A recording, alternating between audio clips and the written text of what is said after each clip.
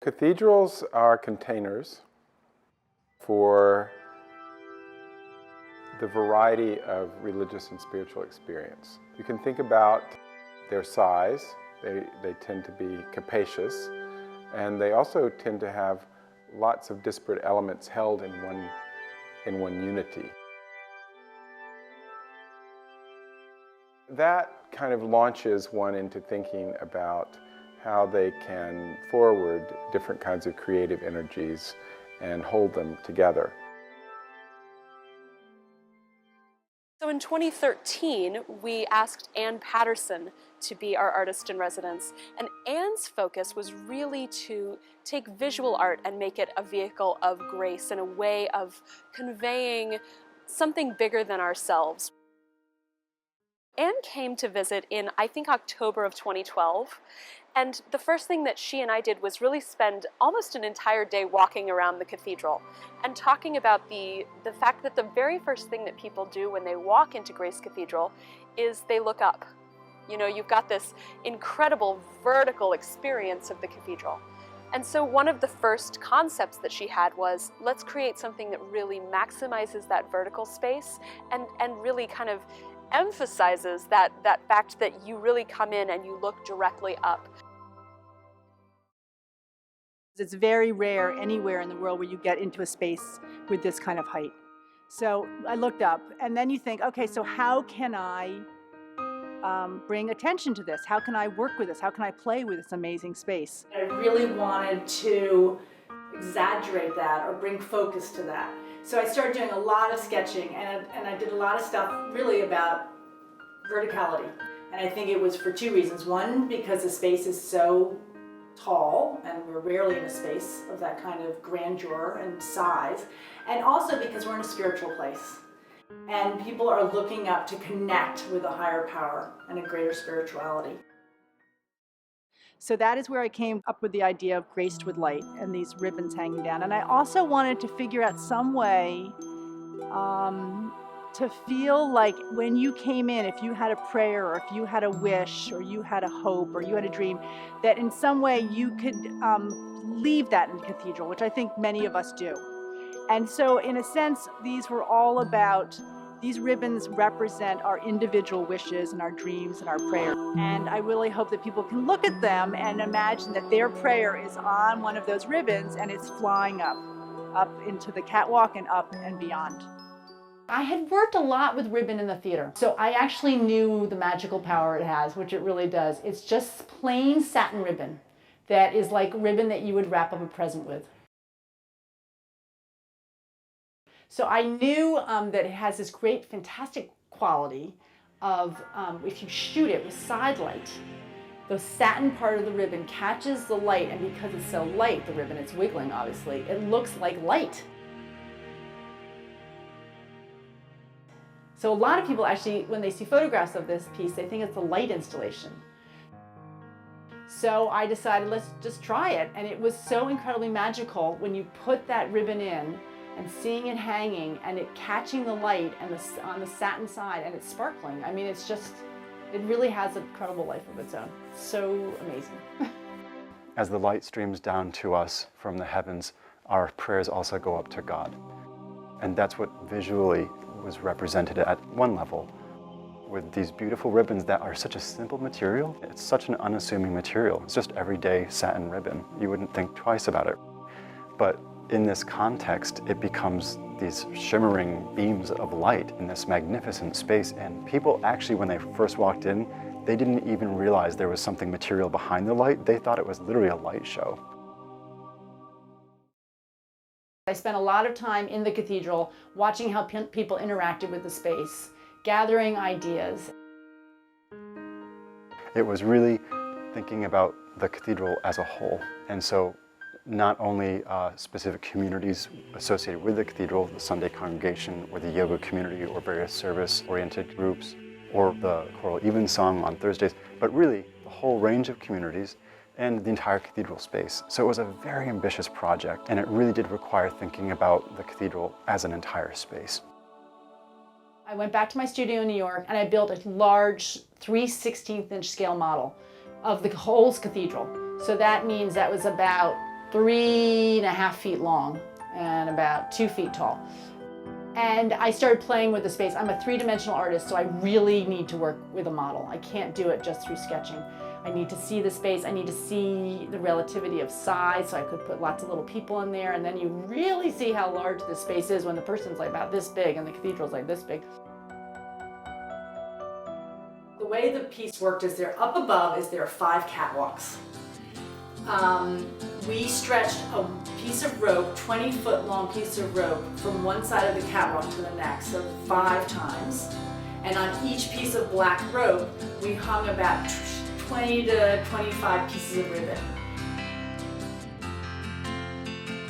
And we did technical drawings which laid out exactly which color ribbon was going to go where.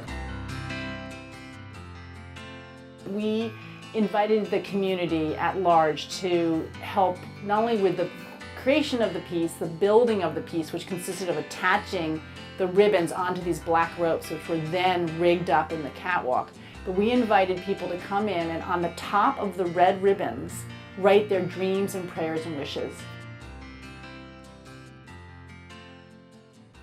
People were invited with a Sharpie to write on the top, on the ribbons, and then we took that end of the ribbon and attach that to the rope. So those dreams and prayers and wishes are actually hanging above the cathedral, you know, above the earth. And so those are right up, right at the top, right at the spirit end of the cathedral. And if you go up into the catwalk and you look across, you can see, you know, this little bit of writing on the top of the red ribbons, which is really pretty incredible.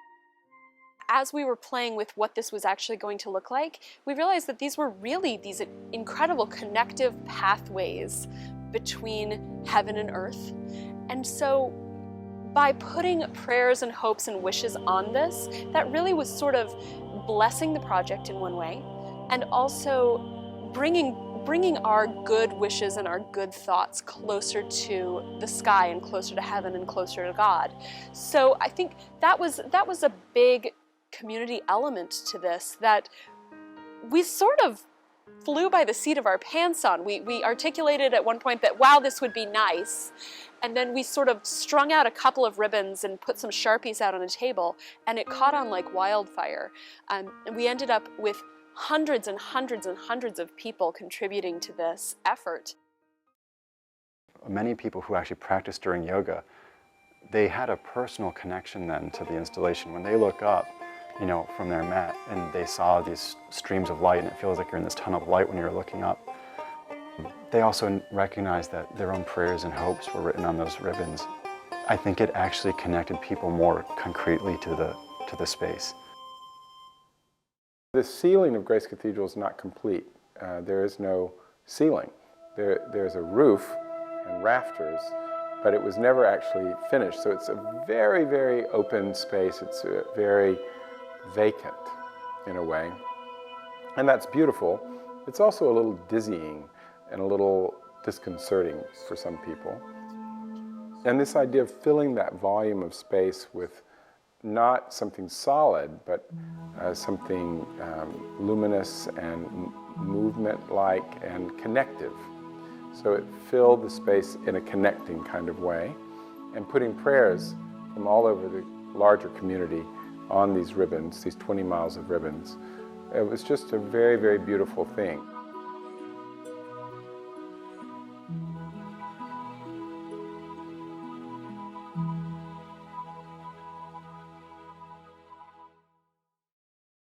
And of course, she evoked the colors of the various dominant colors in the stained glass windows, especially, I think, the rose window, which was designed by a great French stained glass artist in the earlier part of the 20th century. That space is so profoundly defined by light, by the quality of light. And it's true whether the ribbons are there or not. And that's part of Anne's genius. She recognized that part of the connection about spaciousness and dimensionality is precisely this. It's the movement between light and shadow. It feels open and expansive at times, and at other times dark and mysterious. And she was just able to foresee that inviting the light into this in-between space was something that I just don't think anyone could have quite expected what what it would have been like. Because we experience the light from the windows, and we experience at times when it's coming in from the other side, we have these beautiful, intense colors from the stained glass on the floor. But the light also felt as if it was sort of contained, right? To have those ribbons in the middle meant that they were catching the light and reflecting it back. And that just changed the space. It actually filled it a little bit. It didn't feel quite as vacuous. It didn't feel like there was a void. It felt like there was a presence. San Francisco just has that incredible sort of pink gold light to it. And that coming in the windows just causes a lot of this amazing glow. And so one of the other things that we talked about initially was how to take that light and emphasize it and really play with the fact that that light in the cathedral space is almost in a way hitting a vacuum. So bringing in the piece that would be very vertical would allow that light to really play within the space and allow people to understand exactly how much incredible natural light you're getting in there. So we pick the color of the ribbons directly in conjunction with the color of the stained glass windows, because one of the great things about this cathedral is that being on the top of Nob Hill, it gets a lot of the light. The sunlight does come through and comes through those stained glass windows. So the light coming through the stained glass windows obviously picks up the color of the stained glass windows, and then that is projected onto the ribbons. So we made a direct correlation between the blues and the reds and even the greens in the existing stained glass windows. I think it adds this beautiful quality of color and light and movement that complements the stained glass. Because what is really unique, not just the ribbons, but how the light through the colorful windows fall on them and change them. That's really unique and excellent. I came to Grace Cathedral yesterday afternoon, and I could not believe my eyes when I came in here and saw these ribbons hanging down and all these colors, and they were dancing around, and it feels like shafts of light are actually coming into this cathedral. And it also feels like the light's going up. It feels like visible, light made visible. And it's like an impressionist painting, all these dancing around colors, and it's very, very spiritual, and it's an extraordinary installation. I've never seen anything like it. It's just gorgeous. It's absolutely gorgeous. It's still, it's stagnant, yet it's also moving, and so there's fluidity, it's alive, it's not, it's kind of like God's grace, you know, it's actively moving, and yet it's still and quiet. It fills the space without imposing in the space. I got to be here when they were kind of going up in the initial stages, and I was thrilled and really curious, because I thought, you know, part of the power of the space is its openness. So I wasn't sure what it would feel like for that openness to be kind of interrupted in a deliberate way by these lines. And the first time I saw them when I walked into the cathedral, I literally just stopped and just took it in, and I was just, it was amazing. It was so beautiful, and it was more than I had imagined. It was more than I expected. And the interruption that I anticipated really became more of an enhancement. I think Anne accomplished what she was hoping to accomplish. It didn't detract from the space, it added to it in a really palpable way. I also really wanted an experience that was interactive, so that the viewer had an exchange of energy with a piece of art. You know, this was early on when I was trying to figure out exactly what I was going to do. It turns out that I was able to do that because of these ribbons that feel like shafts of light coming in, and that it does feel like they're bringing energy into the space and that they're taking energy out of the space up into the heavens. There is this exchange of energy with the viewer. What it evoked for me was like, it kind of gave me this sensation that like the Holy Spirit coming down and God's grace coming down. And yeah, that's what it evoked actually. It was more like God coming down to us as opposed to like our prayers going up to Him. Although I'm sure it's both ways, goes both ways. This was kind of, this was a big part of, I think, Anne's hope in terms of helping us to connect the space to our experience of devotion and to our yearning after holy things and after our connection to God, this connection to the transcendent, this thing that is literally above and beyond us. There's the genius of an artist who can imagine what someone's experience will be like walking into that space, grounded in a concern for the whole community, and ambitious enough to imagine how do you embody something like our devotion to God. You know, it was really all of these elements coming together that I think made this such an enormous success. Cathedrals were great patrons of the arts in medieval Europe, that the arts largely survived in Europe through the patronage of the church, and particularly through the construction, these massive construction projects that took centuries and really drew upon the artistic capacities of entire communities. You have sculpture, you have painting, you have woodwork. All of the artisanal and artistic capacities of a community were required to rise this incredible monument in stone and glass to God from the ground to the sky. If you go back historically through art history, I mean, the one place that art really lived was in cathedrals, right? In the Renaissance time, you either saw art in cathedrals or in wealthy patrons' homes. There were no museums. The cathedral really, and the whole church world really were the biggest supporters of art. When you think about the responsibility and the privilege of the church in terms of being a great patron of the arts, I think that is something that we've lost to a certain extent in modern religious practice. And I'm so proud of Grace Cathedral for really embracing that and trying to bring that back to the forefront of what's important. So it's amazing to think that I get to continue that.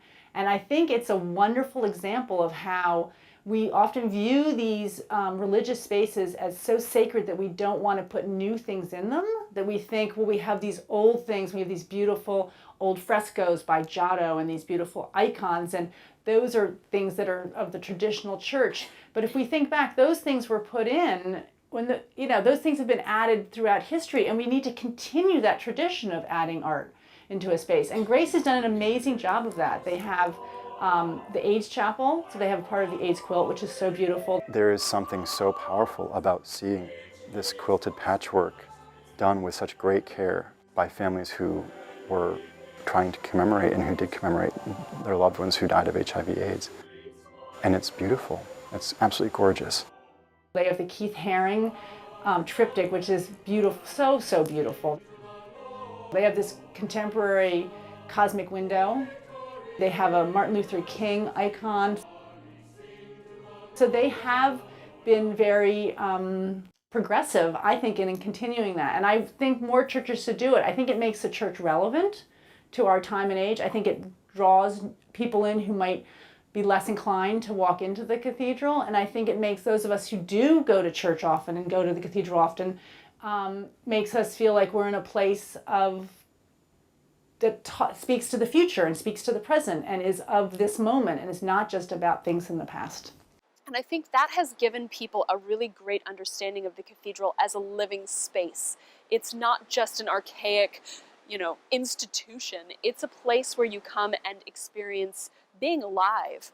And I think that art has that ability to transform us and remind us of this. And this is why we all find art appealing. It's also why we find religion appealing. It speaks to something bigger than our own experience. Spiritual practice is going on, well, everywhere, not just in cathedrals. You can see people coming into the south entrance to the cathedral and going to the Spanish crucifix and lighting candles and kneeling there, or in front of the various icons that have candles in front of them and lighting those. Then they leave, and we probably will not see them on a Sunday during regular worship, but this is a spiritual practice, and it's held within this wonderful space.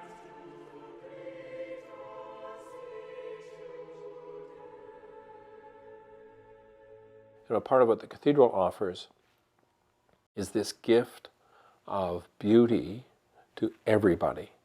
And that was a part of the early church's decision about how it would conduct its own business and affairs. That the poorest person would drink from a silver cup in this gathering. You know, the poorest person would be greeted by somebody wearing a silk coat in this gathering.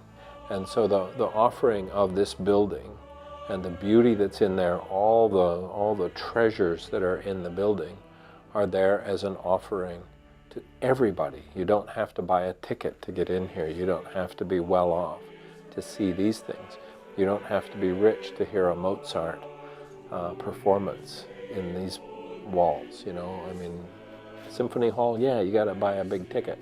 But here on Sundays you can hear Mozart and Bach and Haydn, Stravinsky, and Leo Sowerby, and all these great composers. We offer that as a part of our expression of the love of God for the people. There's a strategic commitment by the leadership of Grace Cathedral to make sure that we are presenters of excellent art that is accessible to multiple communities.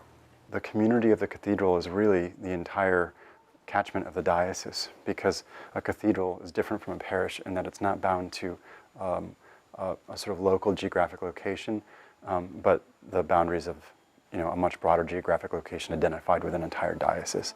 So the cathedral really has a relationship to the city of San Francisco, to the Bay Area more generally, and of course as an institution it has an iconic status, which I think urges us to think in those terms, if you will, within the wider range of institutions that are part of the fabric of the city. I knew I was given this an amazing opportunity that I think very few artists actually are ever given, to work in a canvas or in a space as large as this and as beautiful as this, and also with a congregation as involved as this, and a larger community is involved. I mean, I think Grace is such an amazing cathedral. It has its incredible congregation that's very loyal to it, but it also has a larger community that is always coming in and out of the doors. And I was very aware of that right from the get-go. Something about having visual art accessible as soon as the doors open in the cathedral every morning is a very powerful way of making the excellent and the beautiful available to anyone who visits us. The former dean, the very Reverend Dr. Jane Shaw, did quite a bit of work and is doing quite a bit of work on the arts and empathy, and how the arts are a great way to engender empathy and allow you to step into another person's life experience. And she really understood the Artist in Residence program to be a way for people to access the moral imagination, their own moral imaginations, and to open them. And that the foundation of morality is essentially to consider the other, right? So it's really, I think for Jane, the arts became this vehicle towards opening the moral imagination in a way that invited us to consider the experience of the other, and by that invited us to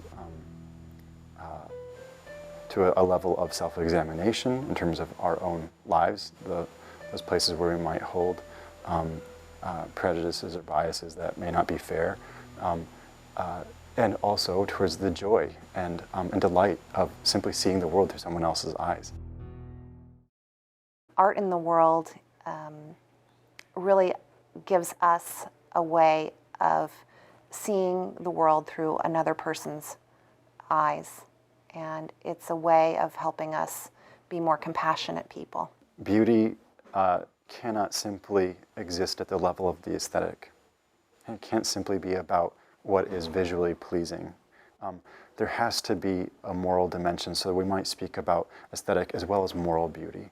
Anne's focus was really to take visual art and make it a vehicle of grace and a way of conveying something bigger than ourselves, which is, of course, such a big part of religion in general. The yoga folks who come wouldn't necessarily feel comfortable reciting the creed. There isn't this kind of common foundation. What she did is, I think she created a sort of a bridge, if you will, between these different human experiences, and again, giving voice to what it means to yearn after the divine. And I think that does have a moral dimension or quality because, as she said, it's that basic instinct to look to the heights, to literally look beyond ourselves, to be pulled out of our immediate local physical context. And that's actually what empathy is about. It really is. It's about growing the reach of our vision to include others, to include creation, to include all of it. And that's kind of what she did. I think there's something about, I guess it's just a shared experience. So even though there's maybe not a direct communication between all these different people, I think there is something that happens of people witnessing something together, and that's heart-opening and mind expanding, so that all of a sudden maybe you can see someone else's view a little bit better, or understand something that wasn't really part of your experience, but you can kind of say, oh, I can kind of go there, because you've been able to be opened up in this way. We have a whole community of people here that understands the power of art as really part of outreach and a way to extend our mission and engage communities that don't traditionally worship in churches in our cathedral life. The cathedral is truly a civic space as well as a sacred space, and we know that art has the power to touch people and to engage people in a spiritual life. And that's a part of the community building reality, that if we're to be humans together, we have to be moved. I mean, it's not just about understanding that there are others around me. I have to belong in some way that touches my emotions and evokes my imagination and stimulates a sense of optimism or possibility or my own smallness, my own participation in things. And I think that the cathedral does that. Inside the cathedral, there's this incredible statement by one of the former bishops that's actually on the wall, and that's talking about how cathedrals are such an incredible space of anonymity and how that allows us to connect with something bigger than ourselves. Praying in front of icons, in images, praying by walking the labyrinth, all this is going on here at Grace Cathedral all the time.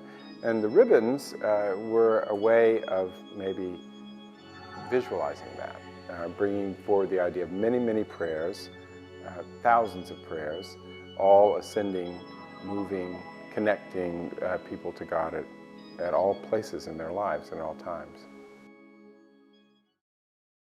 The cathedral is for most people a sort of breathtaking space, that the first entrance into it, people are sort of in awe of the space and they feel moved in some way. So people walk into the space and almost immediately they look up. And I'm convinced that one of the main reasons they look up is to connect to the divine, to connect to a power higher than ourselves. And it's a very personal relationship, and it's a very private relationship, but almost everyone does that. This sacred space, which is distinctly Christian, is also a sacred space which is open to the whole community. Again, that entire diocesan reality, which is the whole Bay Area. And so something which is spiritually accessible to really anyone who walks in. And so these different kinds of programs that have happened with different artists over the last 3 years have all been about that. It's been about how do we connect that spiritual seeking with some kind of embodied expression. Art connects us to the divine in any language, in every culture. And I think that's why the arts program at the cathedral is such an effective partnership between religion and art, because it's not just about putting something beautiful in a beautiful space. It's also about making us think and making us explore and making us step outside of our own day-to-day experiences. It actually plays this cultural role of interrupting the ordinary, of kind of getting in the way of the ordinary, which we need. I mean, we just need it as human beings. We need to be shocked sometimes out of ordinary patterns of understanding of behavior and to be challenged in how we relate to our own situation in the world. I think that's the most important thing about art, personally. Again, it's embodied in different ways, so many different ways, but that to me is really the biggest reason we should care.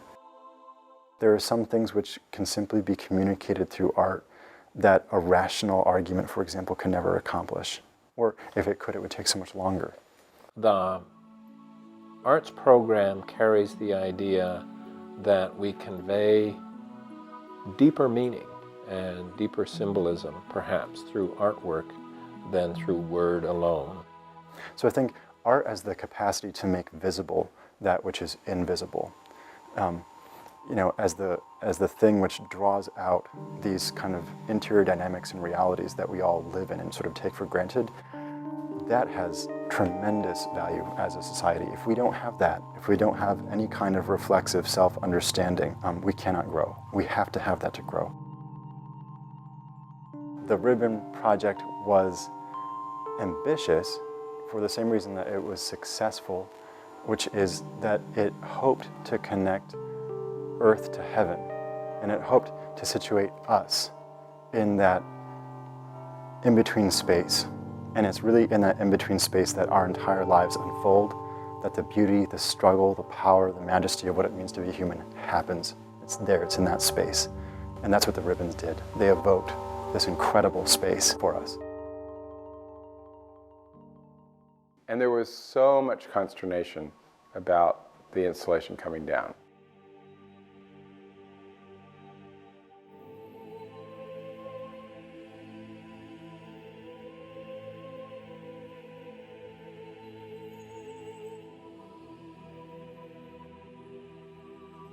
And I will say, I'm one of the people who said it should come down. And people would say, why? You're taking away our beautiful ribbons. And my answer was, it was meant to be ephemeral. It was meant to inspire us, and then in the space that it creates, something new will arise. And this is the idea. And I think it's whetted people's appetite for more beauty, and for what will the new be? What will we see emerge in the next iteration? It was incredibly resonant with people who came into the cathedral. It captured their imaginations, it made people happy, it made them joyful.